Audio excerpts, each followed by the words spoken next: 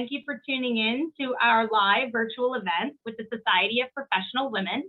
I'm Nicole Stevenson. I'm the director of the SPW program at the Mainline Chamber of Commerce.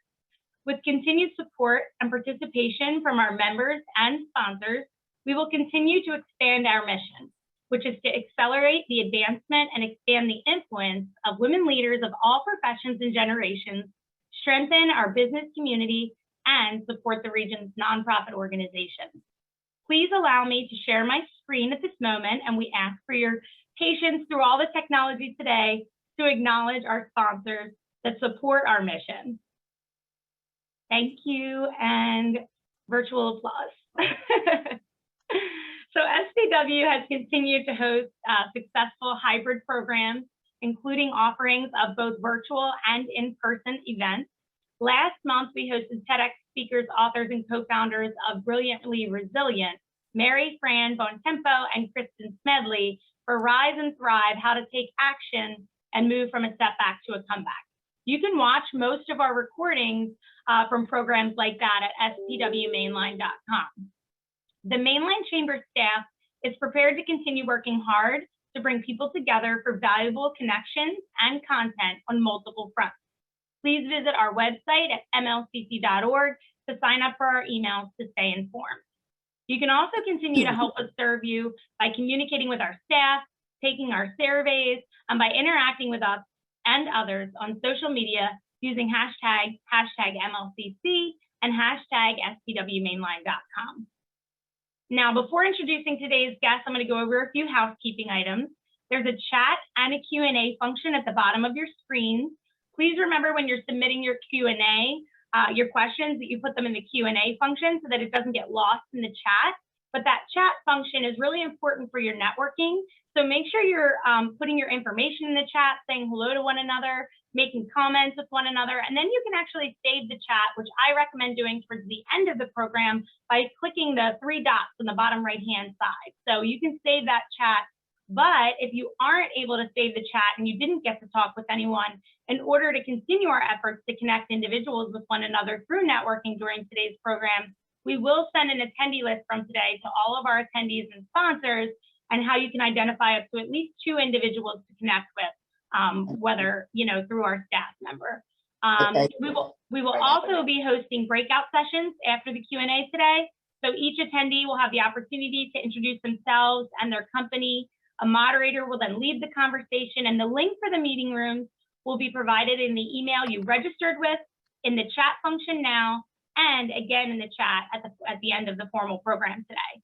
So please be patient while we wait for everyone to make a transition to join that other meeting room. So now I'd like to welcome all of our panelists to this SPW event: Calvin, Laura, Fumi, Donna, and Dr. Tara, and thank them for all the preparation that they put into this and for the knowledge that they're going to share with us today. According to an article on Guider.com, the benefits of mentoring are vast for both the person being mentored, the person doing the mentoring, and the organization they work at. Countless studies have been carried out on the positive effects mentoring can have, from building confidence to mental health to promotion likelihood. I am looking forward to hearing more from our esteemed panel today, so let's begin. At SPW, we are proud to partner with many companies that not only support our mission and vision, but live our mission and vision. Mainline Health is one of our long-standing partners and our exclusive women's health sponsor. It's now my pleasure to introduce event specialist in the marketing department, Karen Ann Rawlings, to today's program. Welcome, Karen. Thank you. Thank you, Nicole, and good morning. It is my pleasure to be here today. My name, as Nicole said, is Karen Rawlings. I am part of the marketing department team at Mainline Health. Mainline Health is a proud sponsor of the Mainline Chamber Society of Professional Women's program. And since I sit in on the sponsorship request meetings, I can tell you personally, I can truly say that we are a proud sponsor, as Mainline Health encompasses the same vision when it comes to supporting the personal and professional development of women, both in and out of the workplace. Like the Society of Professional Women, Mainline Health is invested in the advancement of women as reflected reflected by the number of women in leadership roles in our organization, including the largest team of female cardiologists in the region. Outside of the workplace, Mainline Health is committed to women's health and wellness, offering many programs which educate and give back to the community. So those are things we all have in common. Since we are in the month of February, and February is Heart Month, I thought it would be a perfect time to make mention of our Women's Heart Initiative program. Our Women's Heart Initiative is a comprehensive healthcare program specifically dedicated to educating and bring awareness about women's heart care. The goal of WHI, Women's Heart Initiative, is to empower women to learn, act, and live, to help women recognize the warning signs of heart disease and encourage them to have open discussions with their physicians about their heart care. In the United States, heart disease is the #1 killer of women over the age of 25, causing more deaths than all types of cancer combined. It's a fact, and it's very scary.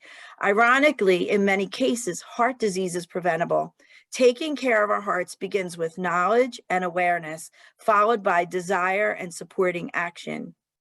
At Mainline Health, our cardiac experts understand the needs of women, from prevention and diagnosis to treatment and rehabilitation. When it comes to matter of the heart, a woman's insight is invaluable. On behalf of Mainline Health and Women's Heart Initiative, I encourage all here today to be proactive about your heart health. Regarding today's topic of mentoring builds employee leaders and company success, I am sure we can all agree that in the current climate where it seems as though everything has changed, especially in the workplace where we must navigate each and every day to find our new and ever-changing normal, there are some things that remain the same. One of those things is our need for mentors. Those who have a special gift when it comes to guidance and wisdom, someone who wants to help another person make their goals a reality, and in turn, mold the same people into future mentors. In the words of Oprah Winfrey, a mentor is someone who allows you to see the hope inside yourself. Please join me in welcoming Calvin Purnell Jr. to today's program.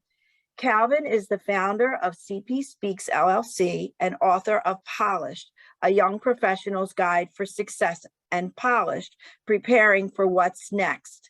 He is also a coach, mentor, and speaker. Additionally, Calvin is a global diversity and inclusion manager at IBM. He takes a holistic approach to equip his clients and readers with proven methods and tools to set them up for success in their career and in life. Being a student of life and teacher by experience, Calvin has a wealth of knowledge and wisdom to share with his clients. He enjoys living in the self-help space of awareness, mindfulness, changing the narrative, and overcoming adversity. Calvin's motto is, "You cannot give up on yourself." Please give a warm SPW welcome to Calvin. Thank you, Karen. I appreciate that warm welcome and introduction. Hello, everyone. First, I want to thank Nicole Stevenson, Mainline Chamber of Commerce, Society of Professional Women, for inviting me to speak today. It is a blessing and an honor to be able to speak on the topic of mentorship on this platform. Any opinions expressed are solely my own and do not express the views or opinions of my employer. There's a quote that I love by Marian Wright Edelman. She says, "You can't be what you can't see." Growing up, many of us admire people in prestigious careers. As a child, you may have been asked the age-old question, what do you want to be when you grow up? Our answers usually reflected someone that we may have admired. From excitement, we would answer, "Oh, I want to be," and then we would say who we want to be. For me, I wanted to be Reggie Jackson, the Major League Baseball player from the 1960s through 1980s. In my eyes, Reggie Jackson was one of the greatest baseball players. He was born in Abington, Pennsylvania. Reggie even had his own candy bar called the Reggie Bar. To me, that was something to be desired growing up in Philadelphia, Pennsylvania as a kid. Well, I'm not a professional baseball player. However, I am a heck of a wiffle ball player. Like many of us, dreams change through life experiences and exposure. The beautiful thing about exposure is we get to see people model interesting careers.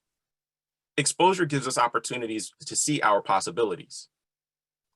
It provides us with the ability to dream of and see our future selves in the exact or similar career. And that's how mentorship is introduced. Mentorship starts by someone introducing you to something that you may gain interest in, or you'll see someone performing a role that you desire to be in someday. Visualizing yourself being successful in a career as you put your head, heart, and hands to work is important and more valuable than some may imagine. A moment ago, I mentioned seeing models. Seeing models and having mentors are equally important. I heard someone say, if you don't have a model, a mentor is not enough. Think about a puzzle. The only instruction you receive with a puzzle is the picture on the box. We need to look up to see something that's attainable. Without an image, sure, we can accomplish our goals. However, it will take us longer. Seeing a model helps us save time and put structure to a process. Mentors are similar. A mentor can help you achieve your goals faster than you would if you did it alone. Mentors provide you with information to help you navigate the process and possibly avoid pitfalls they may have experienced. Mentors will have you thinking in ways that you didn't know were possible. It's like not traveling outside of your community. If you're not exposed to anything different, all you'll know is what you've seen most of your life. When you're exposed to new ideas and thought patterns, your level of exposure increases. The world becomes bigger and your opportunities grow. All roads to success lead through mentorship and benefit both the mentor and the mentee.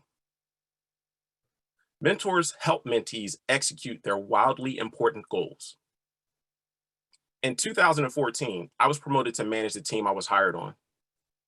I had to take a series of management development classes offered by the organization.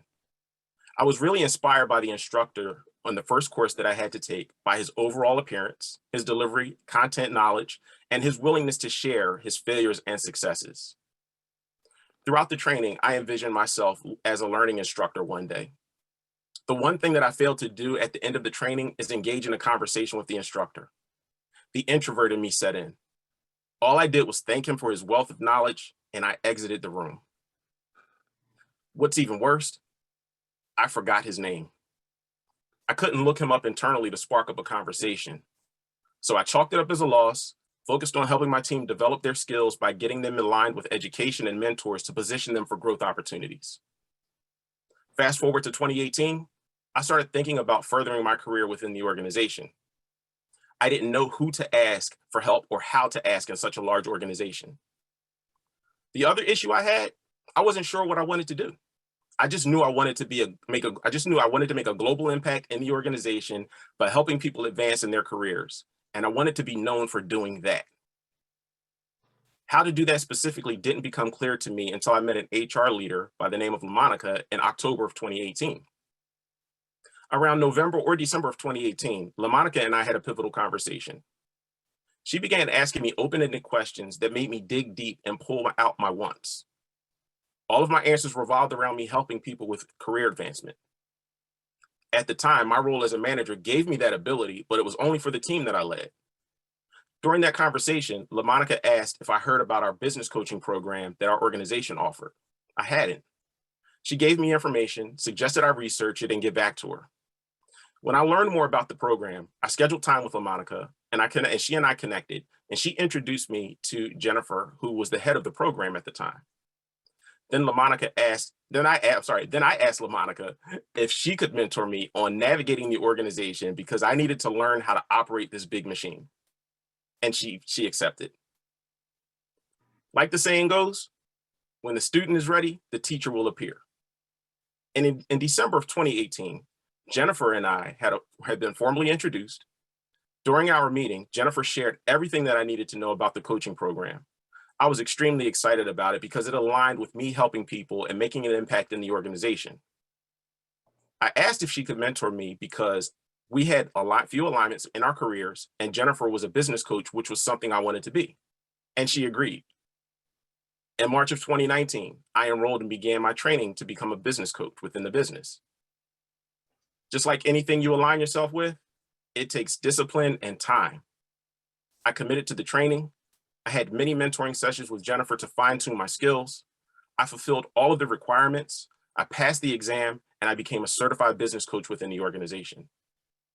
Then I pursued becoming a coaching supervisor to help train other employees across the world on becoming a coach to make a global impact. In September of 2019, Jennifer asked if I could share my personal and professional journey with the coaching community's monthly call. That call garnered a few hundred people across the world. Sharing my failures and successes throughout life gave me an opportunity to make a global impact by showing people you cannot give up on yourself, which is the tagline that I live by. After that talk, I received words of encouragement from many of my colleagues across the organization. One specific message came from Brad. Who is Brad, you ask? I asked myself that too until I looked him up and saw his picture. Brad was the instructor who delivered my first management development training in May of 2014. I'm glad I don't forget faces. I immediately responded to Brad's message, thanking him for his encouraging words, and I told him that I was in his management training class in Philadelphia 5 years back. He said he remembered me and he was happy that I became a coach. Long story short, Brad and I scheduled a meeting to learn more about the work that we do. During that call, I shared with Brad the impact that he had on me that made me want to be a learning instructor during that training. Before the meeting was over, Brad offered to introduce me to his manager to explore opportunities to become a learning instructor. And yes, I asked Brad if he could become my mentor as a learning instructor, and he agreed. As I mentioned before, all roads to success lead through mentorship. I identified professional areas in my career that I wanted to develop and strengthen, and I secured 3 mentors who would help me do that. LaMonica on how to navigate the organization, Jennifer on being a business coach, and Brad on being a learning instructor. In December of 2019, spiritually, I felt a pull towards diversity and inclusion. I prayed about it, started looking into D&I courses, and I settled on Cornell University's program and decided to enroll in January of 2020. Well, January of 2020 came, I had some life-changing experiences that paused my enrollment. My best friend of 44 years passed away at the beginning of the year. COVID shut down the US in March of 2020. My best friend's wife passed away almost 3 months to the day that he passed. George Floyd was murdered in May of 2020. After his tragic demise, I had a conversation with my then 19-year-old son on the unrest and his fears of police. I knew I had to get involved to help make change happen. I met with all my mentors to discuss my plan and let them know the D&I training would not redirect my course of action, and each of them said it will enhance it. Less than a month after those conversations, Brad recommended me for a project where I developed and delivered content to our US division's executive PhDs and Black PhDs on strategies of being an effective mentor and mentee. Jennifer nominated me to help write the playbook for mentoring underrepresented minorities. LaMonica suggested that I reach out to our chief global D&I leader to discuss D&I training that I was taking with Cornell University and to see if there were other courses that she would recommend that I take. I was involved in other projects during that time, and it all aligned with my plan. The project's name were the ones that my mentors helped me align to. The other projects came to me by word of mouth based on the impact that I was making in the organization. The point of this story is this: the success I had could not have happened or could not have been possible if it wasn't for the specific mentors that I had. That story sounds like I probably was the only beneficiary of this mentorship. People ask, how do mentors benefit from sharing information? Sharing information reinforces their learning by teaching. Mentoring allows meeting new people and expanding their network. They enhance their communication skills and active listening and interpersonal skills. Mentors also sharpen their leadership skills. There are always opportunities for reverse mentoring where mentors learn new skills from their mentee. Mentees have different experiences, and they can share information with their mentors to expand their skill set. The bonus is seeing their mentee succeed by using the information that they shared. And now mentors have another success story to share when appropriate, especially when it comes to career progression and an interviewer asks, who have you helped elevate and how? The fact that a mentor takes the time to schedule takes time out of their schedule to help someone else advance in their career is impressive to have on their resume. And it shows that they care about people other than themselves. Now, here's the fun part. How do you ask someone to be your mentor? Some things need to be understood before asking someone to mentor you. You are asking someone to volunteer their time to help you achieve the goals that you set for yourself. Don't expect the answer to always be yes. Have your emotions under control if you're told no. If told no, use a response similar to this. Thank you, and I appreciate your time. I understand that you have other commitments. Would you happen to know someone like you that you would be able to introduce me to that could possibly mentor me? Your response will make all of the difference. It shows the person you respect their time and you won't let no stop you from accomplishing your goals. You might luck up and get your original choice for a mentor to make space for you as their mentee. Or you'll be introduced to another potential mentor that this person admires and respects. So here's my process that's tried and true. Self-discovery is key. Identify the skills that you want to build and write them down. Write down the names of the people that you know and you've seen model these skills. Ask yourself, who do I personally know with these skills? Reach out to your network. Make it easier on yourself by reaching out to them first. If you don't know anyone with those specific skills in that space, connect with the accomplished people in your network to expand your reach. Talk to them about your goals. Ask if they know someone that may have that same background that may be willing to mentor you. When you find your potential mentor, set up a discovery call. This is where you and your mentor, your possible mentor, share your backgrounds to get a better understanding of who you might be working with. I say might because, like all relationships, it should be the right fit for both of you. If you both agree that this is a good fit, officially ask, would you be willing to mentor me in this space? Once the mentorship is established, it is the mentee's responsibility to drive the relationship. Schedule the calls, stick to the timetables, do the work. If you run into blockers, be honest about them. Explain what you experienced. Transparency is key, and that's an area where the mentorship is most effective. Mentors run into roadblocks, and they know and they have knowledge to share with you on how to overcome them. Your story is someone else's survival guide. Mentees might want to quit at times. As a mentor, you've been there. We've pushed through. We've built the courage and developed the strength to succeed. Sometimes the strength came from the encouragement from our mentors or people we may have confided in. Mentees need to hear those stories. It lets them know that they are not the only ones who have gone through situations where they wanted to give up. As a mentor, it is your responsibility to be vulnerable and share those moments. That's how we build up the next group to sit in the seats of greatness. It is imperative that we feed their dreams. And I'll leave you with this. We should keep them uplifted and motivated. In our world that is too often competitive, with each person out for themselves, it is important to lift as we climb, remembering that we too once just started out. I believe the most important part of mentorship is encouraging your mentee to pay it forward. Thank you.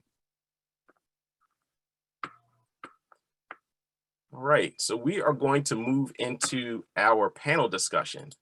And with that, I will be the moderator for the panel discussion. So again, Calvin Purnell Jr. I am the founder of CP Speaks, and I'm an author, a public speaker, a mentor, and a coach, and I also work for IBM. I'd like to just set up some of the information here based on with the program and what you will learn with the program. Guider says, why and how 71% of Fortune 500 companies have mentoring programs? Effective processes that strengthen mentorship programs. How to obtain a buy-in from leaders to launch programs within your company. How to ask someone outside of your organization to be a mentor. And why becoming a mentor helps professional growth. So at this time, I'd like to introduce you to our panelists. Today we have Dr. Tara Sexton from Mainline Smiles, Donna Stillwell from Brinker Simpson, Laura Azalina from First Trust Bank, and Fumi Williamson from PNC Bank. All right, so we will go into the first question, and this is for everyone. This is for everyone on the panel. So we'll start with Dr. Sexton. Here's the first question. Tell us about yourself and the organization you represent, and please share a part of your experience when it comes to mentorship and why you believe this is important. This is an important conversation to have today. Thanks, Calvin. Good morning, everybody. My name's Tara Sexton. I am owner of Mainline Smiles. We have a boutique cosmetic practice, and we do general dentistry for adults and children as well. I've been doing that for 33 years. I graduated from University of Pennsylvania School of Dental Medicine in 1988. And since graduating, I have been a professor, executive committees involved very fully at the undergrad and graduate level. I mentor high school students, Conestoga, you will all be familiar with, St. Joe's University, which is right around the corner from my office, which is in Bala Cynwyd, Philadelphia Community College students and hygienists, Penn undergrad, Penn graduate school, and Penn alumni. My favorite mentees are my associate of almost 3 years now, Dr. Lindsay Nemchek, affectionately known as Dr. Lindsay. She graduated from University of Pennsylvania School of Dental Medicine, and if I need anybody in my foxhole, I want her with me. She's fabulous. My son, who is a freshman at Franklin Marshall, has wanted to be a dentist since he was 6 years old and did a flip over his handlebars on his bike and tells people that he used his face as brakes. Today, just a tidbit, is International Dentist Day, in case you guys are in a wild game of Trivial Pursuit. And my experiences that have drawn me to this is I sought out and found so many mentors that shaped me and the path of my career as the first graduate school graduate from my family. So these relationships completely shaped me. They helped me to achieve my goal of becoming a dentist. And I've been paying that forward since I graduated from the dental school, and I'm very happy to be a part of this process. Thank you. Thank you. All right, let's move over to Fumi Williamson. Can you answer the question? Tell us about yourself and the organization that you represent. Sure. Good morning, everyone. Thank you for having me. Really excited to be here with you all today. I am Fumi Williamson, Chief Customer Officer at PICO, and I'm sure there's a lot of people on the panel as well as in the audience who are PICO customers, so thank you for being a valued PICO customer. I have been in the energy industry, I want to say, over about 20 years or so. Prior to my current role, I was Chief Risk Officer for our commercial businesses at the time in Constellation. And I have an undergrad in accounting and an MBA from the University of Virginia in Charlottesville. And, you know, when I think about our topic today, I have really benefited from mentoring, whether it's as a mentor and as a mentee. And for me, you know, it's just really opened a lot of doors. It's helped round out, you know, my leadership competencies. I have learned so much about other industries and just other areas of our business through mentorship. And as a Black woman who oftentimes finds myself as the only Black person in a lot of rooms, I do find it, you know, kind of a responsibility to make sure I'm paving way for other people coming behind me. So it's been a great run, and I've really, really benefited. So excited about our conversation today. Thank you, Fumi. All right, Donna, would you take a moment to answer the question?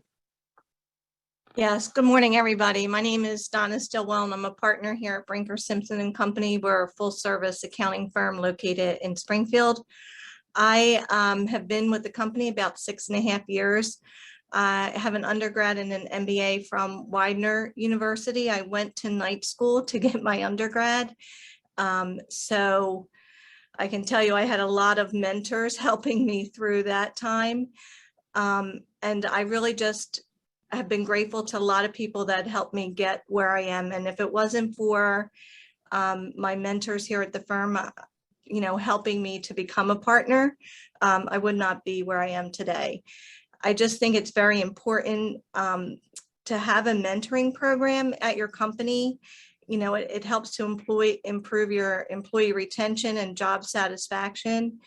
Being able to mentor my, coworkers, employees has really been beneficial for me to see their success.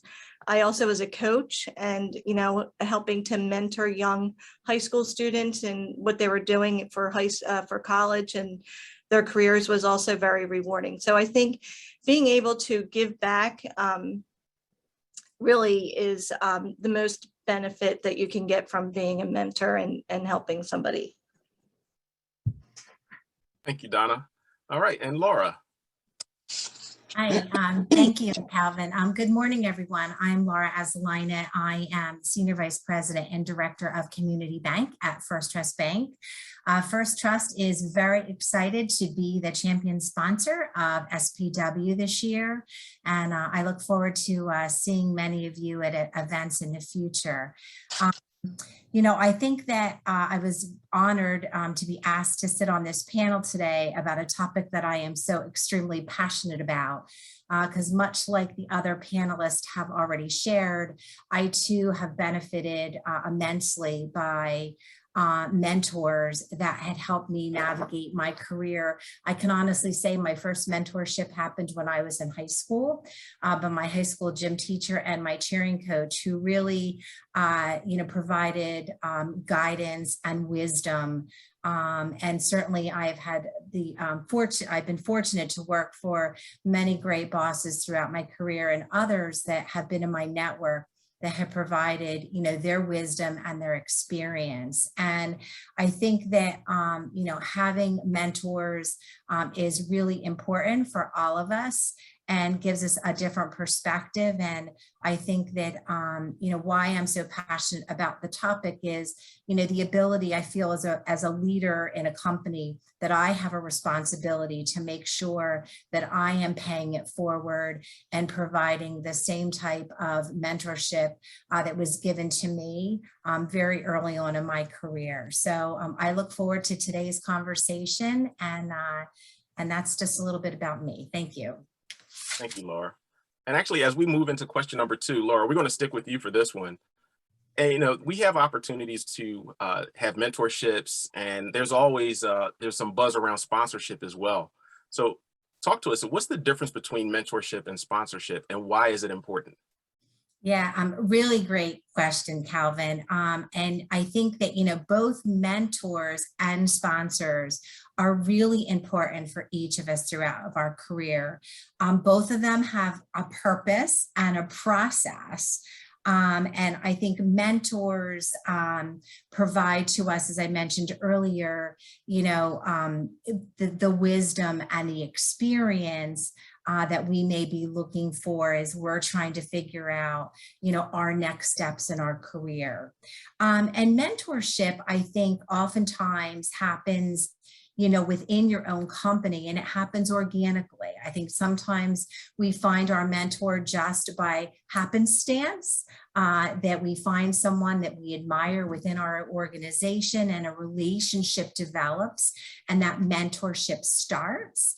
But mentors can also be folks outside of our organization, maybe folks in our network or someone from a different industry. So a mentor can really just be someone that you look to for guidance and someone who you can, bounce ideas off of. I would say a mentor is a trusted advisor. It's someone that you can develop a relationship with, and that's someone that you can learn from and emulate as you grow in your career. And Calvin, you mentioned this earlier. As I said, some mentorships happen organically, and sometimes we want to ask someone to be our mentor, someone that we admire, that we want to help us. And I think that a point that you brought up is if we're going to ask someone to be our mentor, that we have to own that ourselves, and we have to take the responsibility of helping to drive that mentorship and making sure that we're prepared, that we're setting the agenda, and that we're really the ones, kind of leading that out of respect for our mentors, but I think that the mentee plays a key role in that whole relationship. Where sponsors are a little bit different is a sponsor is generally someone within your organization.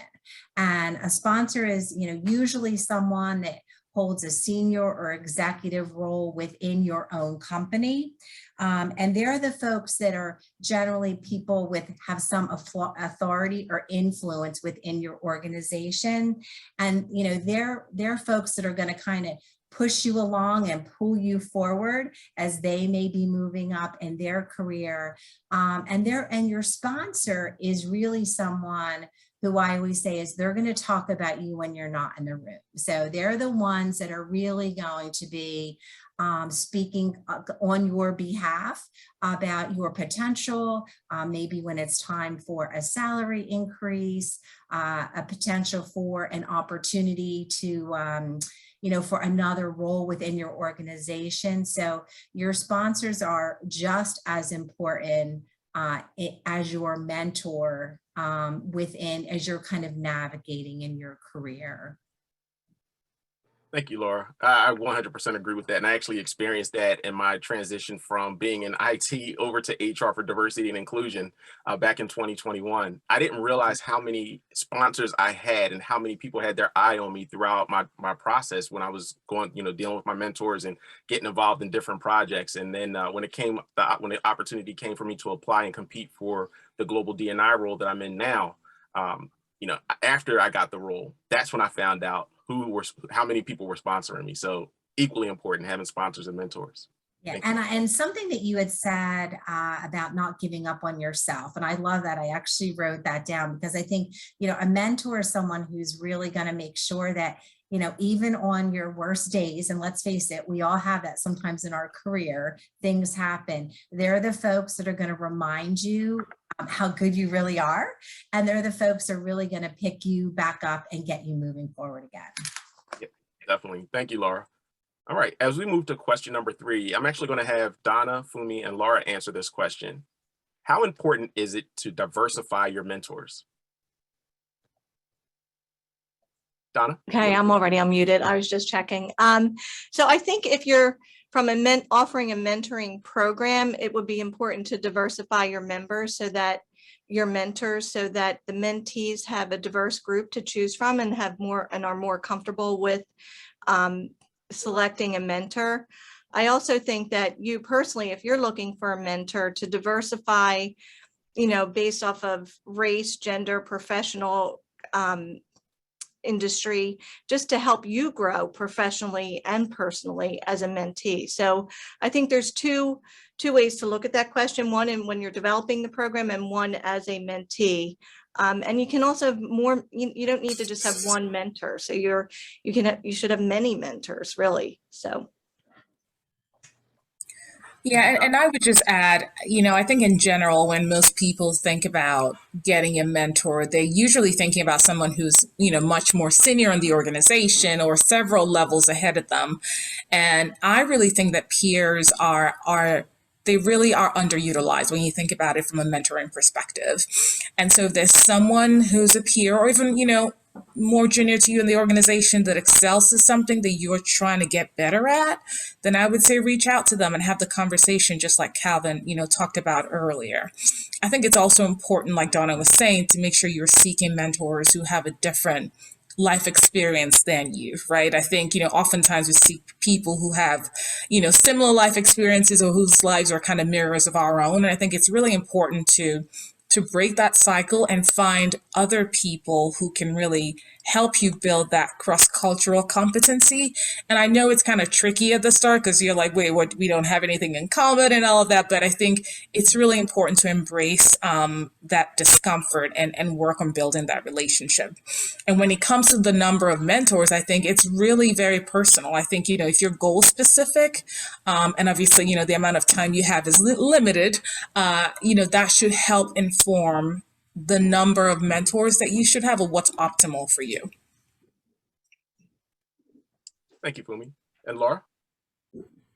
Yeah, the only thing that I would add to that is really, I think the advantage of having a diverse group of mentors is they oftentimes will bring different perspective. And I have been fortunate enough to have both male and female mentors. And there are different things as I've, come across in my career with that.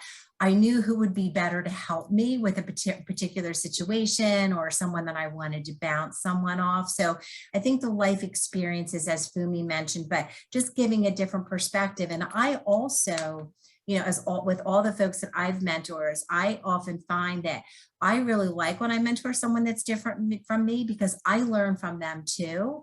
And I think that's the benefit that you had mentioned earlier about, a mentor-mentee relationship.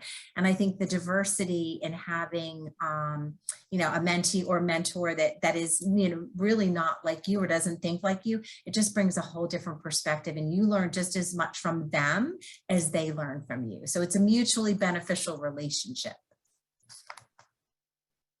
Awesome. Thank you. And, one of the things I have to say in my career, I've been in my professional career for 27 years, and I worked for quite a few different organizations. But when I started working for IBM and recognizing that it's a global organization, and then when I was promoted to manage the team that I was on, I felt that it was important for me to reach out to people across the globe just to learn about different cultures. It wasn't anything specific when it came to career based on my career that I wanted to learn about. I just wanted to learn about different cultures, just to make myself a little bit more well-rounded. So I did pick up a few mentors that sat in Dublin, Ireland, Singapore, as well as Australia. So that was a great experience for me. All right, so we're going to move over to question number 4. And Dr. Tara, I want to ask you this question, and Fumi, you can answer this as well. How do you pique an employee's interest in seeking a mentor? I'll go first, Fumi. Thank you. I think what's unique about us in this setup of panelists is we're a very small practice. So we have anywhere from 5 to 7 employees at any given time.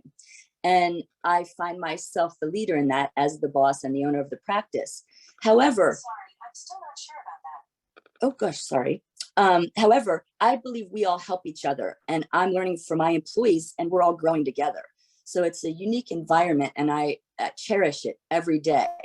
And I want to highlight an example of piquing others' interests. Employees, and I've had few, I've been lucky, people stay with me for a long time. My dental assistant from day one when I graduated from dental school is a great example. She's been with me for 15 years. And at that 15th and a half year, she came to me and she said, I'm interested in becoming a hygienist. And I think maybe some bosses might think, well, gosh, I don't want to lose you to that or anything like that. And I immediately reached out to her and began the process of supporting her, researching, figuring out the best way for her to reach that new goal and her path to that goal. And it's made us closer. When she finished hygiene school, she came back to work for us. So we were very flattered and very happy to have her and very happy for her.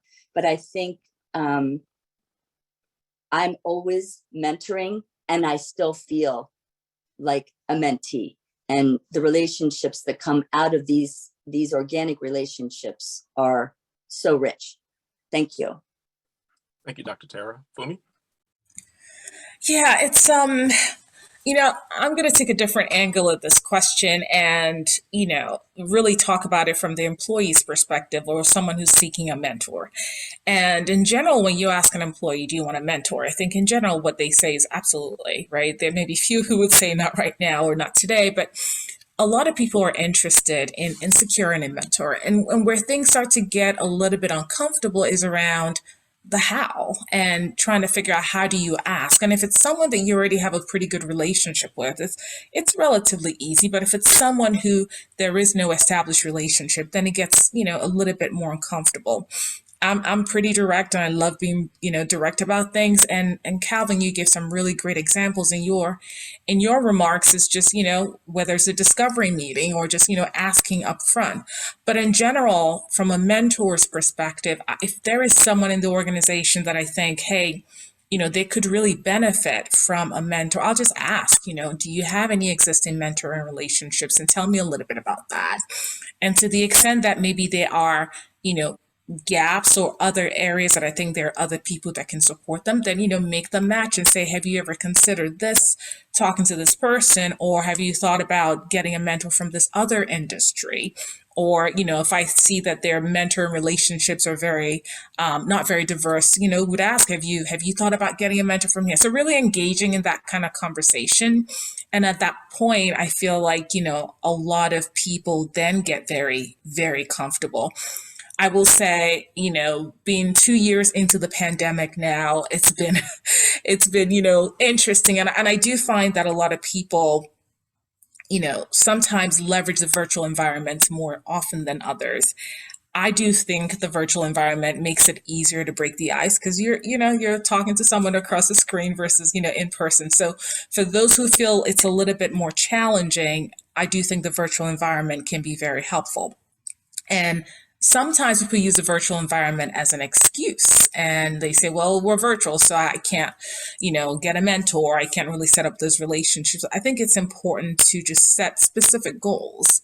I'm going to reach out to this person by this date. I am going to schedule time by this date. I'm going to spend some time prepping for that conversation by this date. And then when you actually meet, it's a lot more comfortable because you've already done the groundwork. So I know that there are a lot of folks who maybe are back in the office and can have in-person interactions, but I would encourage us to take advantage of technology and let that be a tool that enhances your mentor relationships and your ability to secure the mentor relationships, because you will have more flexibility that way. And just be very intentional and just set very specific goals that you want to achieve there. Thank you, Fumi. Awesome. Yeah, I actually want to move on. We have a few minutes left in this panel discussion, but about 2 minutes left. But I do want to get Dr. Tara, I want to get your point and Laura, your point of view on, are there other opportunities one could take advantage of outside of their organization? So apply this to whatever your goal is or your career goal would be. In my case, I would encourage the mentees to reach out and take charge of finding people in their neighborhood, in their area. And for me, the example would be my practicing dentist was one of my first mentors. He was an orthodontist. We started talking. One of the assistants took me into the lab and started showing me x-rays. And my eyes lit up and she saw it and she talked to the orthodontist about it. And they began inviting me to come in and observe in their practice after school. So you can do things like that. Also, you're treating dentist in my industry, but someone who takes care of you or you have relationship or exposure to in your career. In my case, I did high school and college programs and looked out to things. There were dental clubs, pre-dental clubs, things like that. And I reached out that way and it was very profitable for me in my search and my reach. Thank you, Dr. Tara. And Laura? Yeah, so at First Trust, we do not have what I would say is a structured mentoring, in-house mentoring program. So what we have done and what I have done as a leader is look for opportunities for our identified high potentials. So folks that we have said, we want to retain them. We have identified them as taking the initiative, high potentials that we want to have them grow within the organization. And what we've done is looked for what resources we had outside of the organization itself. And we've often used programs like the SPW Women Mentoring Program. We have someone who's in that program this year, who I think is actually on today's call. We also, the Mainline Chamber also has I think Leadership Mainline, which is also a really great program. So Dale Carnegie, for example, has great programs. So what we've done, because we don't have anything structured internally, is we've looked for opportunities outside of the organization for growth and development of our high potentials.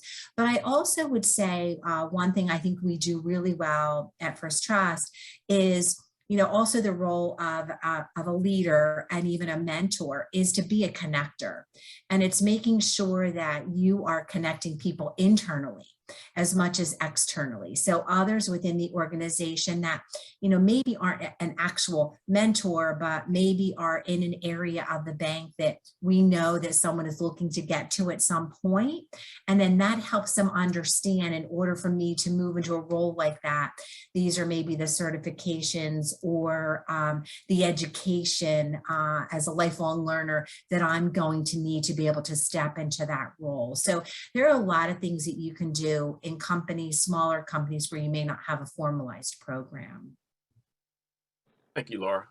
Now, I have another question that I want to ask, and Fumi, I want to ask you to address this one.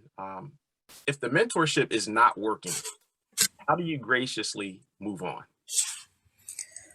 Yeah, so I think in life there are, relationships that are essentially those that will last a lifetime. And then there are those that are only there for a season. And I think with mentoring, it's the same. I think it's important that the mentor and relationship evolves and really adapts to changes in your career and changes, in where you are in your life, right? And sometimes there are relationships where there's just no chemistry between the mentor and the mentee, but I do believe that regardless, that you can learn something from everyone. I think if you do find that it's not essentially an organic mentor and relationship, I think just still being intentional about how you're going to spend your time together. I think, preparing and having, very clear goals in mind for every single interaction will be important. If you then get to a point where you think, it's over, there's no point in doing this anymore, I don't believe in burning bridges. So I would just say, have a very upfront conversation. Thank your mentor for all the time they have invested in you, and, keep the door open and say, hey, I think going forward, will be probably more effective if we connect on a, as needed basis. And, I'll reach out to your assistant to get meetings scheduled. Or, I think it would be great for us to connect maybe less frequently, just giving all the time that you've invested with me. And a lot of the seasoned mentors know this, right? And they'll probably even give you an out so that, you have that ability to come back to them and say, hey, I've thought about this, and I think maybe, let's meet less frequently. And on the not burning bridges part, you never know when that individual could come around, when you could need them, or vice versa. And so things may not be organically working out, but I would still say that relationship is still valuable, and just do your best to make sure you're preserving it as such. Thank you, Fumi. That was excellent advice. Yep. All right. So as we come to a close, I'd like to ask all of the panelists if you can just provide some thoughts on the benefits of being a mentor yourself, and any other thoughts before we move on to the breakout sessions. Donna, if you want to start. Yeah, so as I had mentioned earlier, I think one of the benefits is being a mentor is just the ability to see someone else achieve their goals, and that you are a part of it. But you also learn, as everybody has said, you also learn as a mentor. So I have mentored younger people, and I learn from them, right? I learn from, what they're experiencing today as they're growing professionally, and their fears and things like that. And you can help your organization better address those as well. So I think not only do you get to see the benefits of your, your mentee achieving their goals, but you also learn as well. Thank you, Donna. And Dr. Tara. Like everyone else is saying, I find these relationships so fulfilling and so gratifying.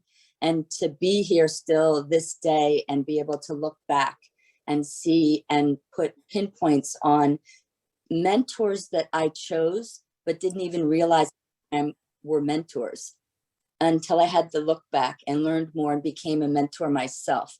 So I think the evolution of that and the process of that is great for everyone involved. And it just feels good to help. Thank you. And Laura? Yeah, what is so rewarding for me is really when someone that I've mentored or have been spending time with is I see them growing and developing and stepping outside their comfort zone. And it's kind of like a proud moment when I really see that someone is being intentional, when folks have become self-aware and have really started, kind of on their own journey and their own path. I find that very rewarding. And I mentioned this a little bit earlier about how I just feel that as a manager of people, and I have 21 direct reports and 100 people on my team, I feel that I have a responsibility to make sure that I'm providing opportunities to everyone that's on my team that's looking to grow and develop. And I take that pretty seriously, where, I feel that I play a role in that and making sure that I'm helping them set their goals, having follow-up conversations, particularly when folks are in a formalized program of, what are your goals at the onset, and making sure that they're working towards those goals. And I feel that I'm their accountability partner. So it's like when someone tells you, what are your goals, and you share them with someone, and I encourage you all to do that, write your goals down and share them, because that's really how you hold yourself accountable to meeting those goals. Thank you, Laura. And Fumi?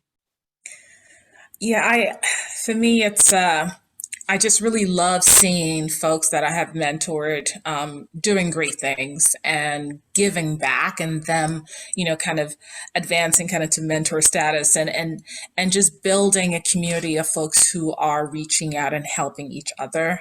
For me, that just brings me great joy. And when I look at my calendar every day and I have 5 mentoring conversations, that's a great day.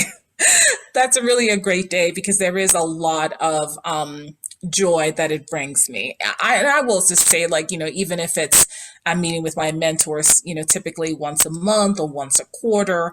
And if you're, trying to figure out what's the right frequency that works, I would say just work with your HR organization. But in general, there are a lot of people who will meet with their mentors once a month, or, once every quarter. Others, it might be once every 6 months or once a year, depending on the stage of the relationship. But a lot of organizations have tools and roadmaps for you to help navigate that mentoring relationship. So don't be afraid to reach out to your HR support to ask those questions. But yeah, I think, I have grown as a leader, I have learned so much from my mentors, and, really just enjoy, growing and learning with them. Thank you. And I'll add my final thought here on being a mentor. Having the opportunity to lead a team and actually leading a global team, and being a manager, and sometimes being a mentor to them, having the mentees get the opportunity for growth and talking to them about where they see themselves going, and then helping position them to get to that level, is very rewarding when you see them doing the work. It's even rewarding when they come in and talk to you about some of the blockers that they've experienced, and then being able to share that information, if I've experienced it personally, on how to overcome those blockers and push past them. That's something to me that I feel is very important, to be able to be transparent in that space.